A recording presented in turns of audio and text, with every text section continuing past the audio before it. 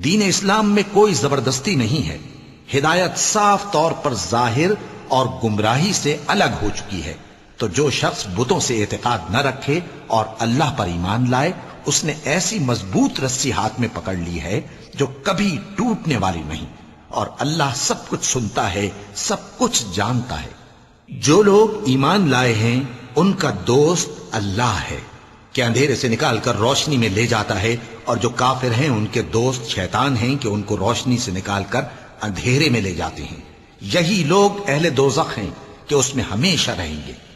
بھلا تم نے اس شخص کو نہیں دیکھا جو اس غرور کے سبب سے کہ اللہ نے اس کو سلطنت بخشی تھی، ابراہیم سے اپنے پروردگار کے بارے میں جھگڑنے لگا؟ جب ابراہیم نے کہا میرا پروردگار تو وہ ہے جو زندگی دیتا ہے اور موت دیتا ہے، وہ بولا کہ زندگی اور موت تو میں بھی دے سکتا ہوں۔ ابراہیم نے کہا کہ اللہ تو سورج کو مشرق سے نکالتا ہے، آپ اسے مغرب سے نکال دیجئے۔ یہ سن کر وہ کافر ہکا بکا رہ گیا، اور اللہ بے انصافوں کو ہدایت نہیں دیا کرتا۔ یا اسی طرح اس شخص کو نہیں دیکھا جس کا ایک بستی پر جو اپنی چھتوں پر گری پڑی تھی گزر ہوا، تو اس نے کہا کہ اللہ اس کے باشندوں کو مرنے کے بعد کیوں کر زندہ کرے گا؟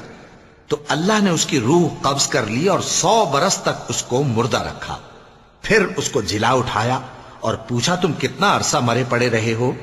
اس نے جواب دیا کہ 1 دن یا اس سے بھی کم۔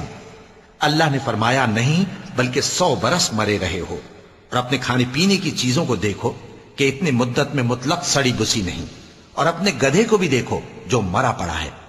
غرض ان باتوں سے یہ ہے کہ ہم تم کو لوگوں کے لیے اپنی قدرت کی نشانی بنائیں، اور ہاں گدھے کی ہڈیوں کو دیکھو کہ ہم ان کو کس طرح جوڑے دیتے اور ان پر کس طرح گوشت پوست چڑھائے دیتے ہیں۔ جب یہ واقعات اس کے مشاہدے میں آئے تو بول اٹھا کہ میں یقین کرتا ہوں کہ اللہ ہر چیز پر قادر ہے۔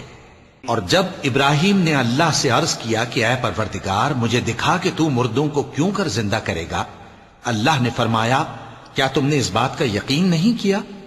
انہوں نے کہا کیوں نہیں، لیکن میں دیکھنا اس لیے چاہتا ہوں کہ میرا دل اطمینان کامل حاصل کر لے۔